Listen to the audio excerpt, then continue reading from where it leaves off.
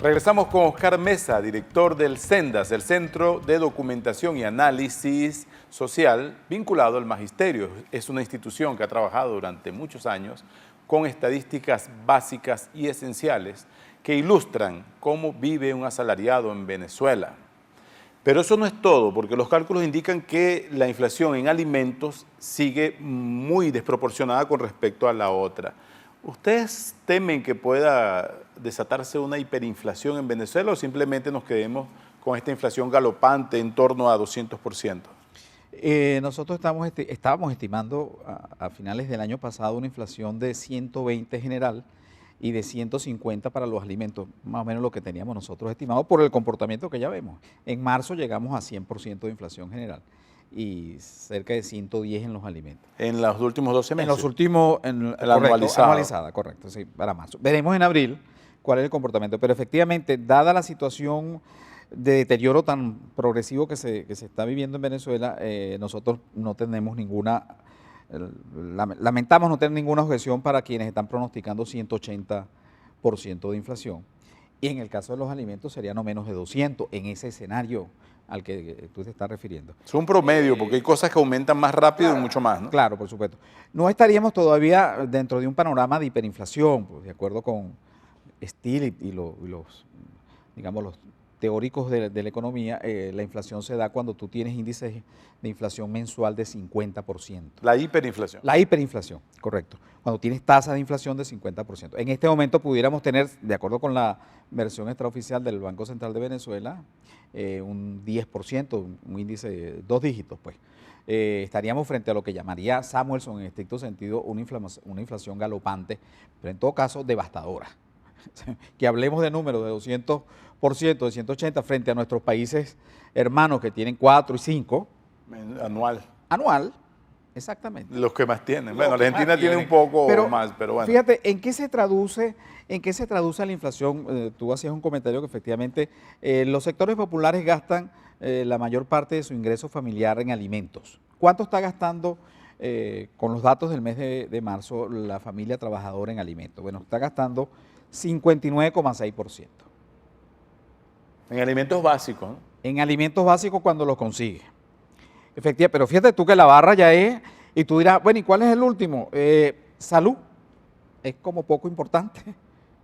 Salud apenas tenemos nosotros 455,33 bolívares, porque es apenas 4 medicamentos que tenemos, 2 jarabes para la tos y 2 cajitas de analgésico, de manera que aquí no hay consultas extraordinarias ni odontológicas, ni los exámenes que hay que hacerse cada vez que tenemos alguna necesidad, y representa apenas el 1,3%, de manera que este hogar tiene que recurrir a las instituciones públicas y por supuesto tiene que recurrir a hacerse los exámenes y todo lo demás en la salud privada, porque en definitiva en los hospitales no hay absolutamente nada. Pero ¿hacia dónde apunta esto? Nosotros estaríamos entonces en ese sentido. Habíamos dicho que estamos estimando 150% de inflación de los alimentos, que estamos estimando 33% de escasez de esa canasta alimentaria, y creo que estamos llegando a un punto que vale la pena, un gráfico que recientemente hemos elaborado precisamente porque se deteriora la situación, y entonces lo que dice este gráfico es lo siguiente: del ingreso familiar de un hogar venezolano de la clase trabajadora se están destinando ya prácticamente 2/3 solo a la compra de alimentos. Y el otro tercio queda para artículos de higiene personal y de aseo personal, servicios públicos básicos, vivienda, educación pública, salud, vestido y calzado. 1/3 del ingreso. Si estamos hablando de 40.000, pues bueno, ya sabemos exactamente que son 25.000 la canasta alimentaria y 15.000 bolívares. Este es el segmento de la población que gana entre salarios mínimos, entre 1 y 2 salarios mínimos. O sea, entre 1 y 2. Que es la mayoría. La mayoría de los venezolanos. Ya dije que la mayoría gana como máximo 3 salarios mínimos. Bueno, por supuesto, ¿cuál era la relación? De cara al 27 de febrero, un autor ya desaparecido recientemente, el doctor Fernando Coronil, había publicado un libro que se llamaba El Estado Mágico, donde él hacía un análisis del Estado Mágico. Creo que él era antropólogo. Y un dato que me llama la atención que él registra en ese libro es que de cara al 27 de febrero de 1989, cuando ocurrió el Caracazo, las familias venezolanas estaban destinando el 70% de los ingresos para la compra de alimentos.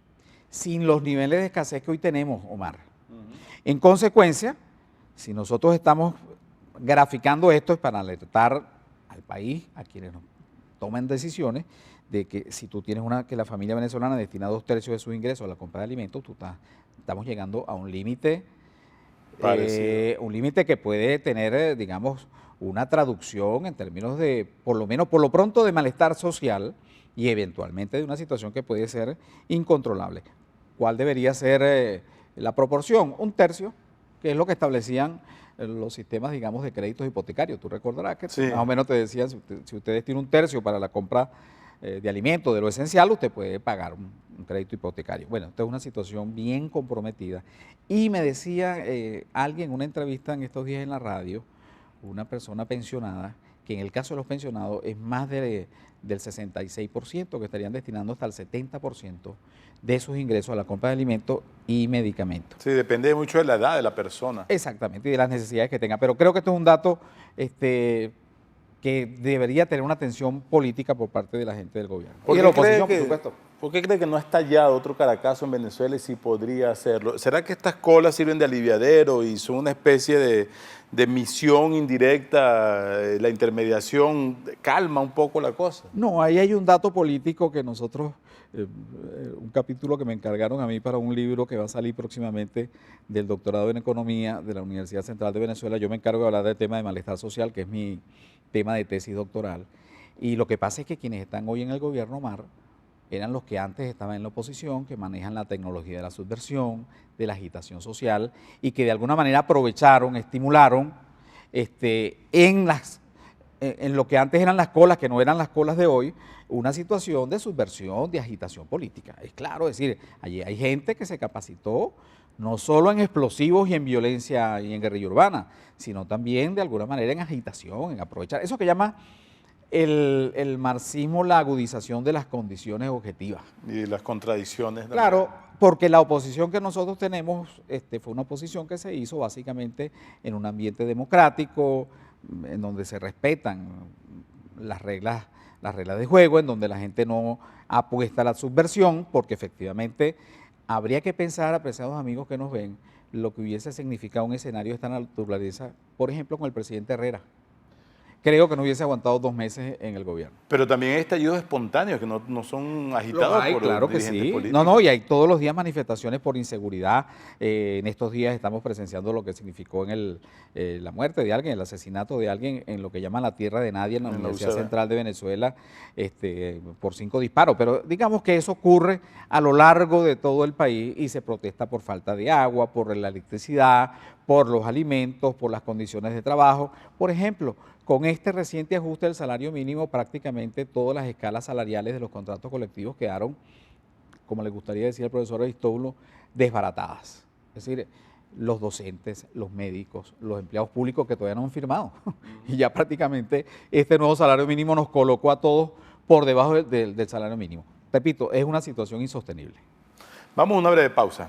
Conversamos con Oscar Mesa, director del CENDAS, el Centro de Documentación y Análisis del Magisterio. Esto es Análisis Venezolano. Regresamos en breve con ustedes.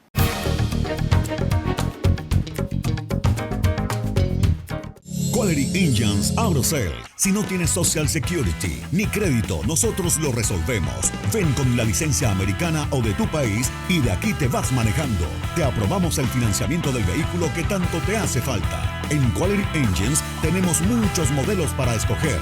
Nos adaptamos a tu estilo.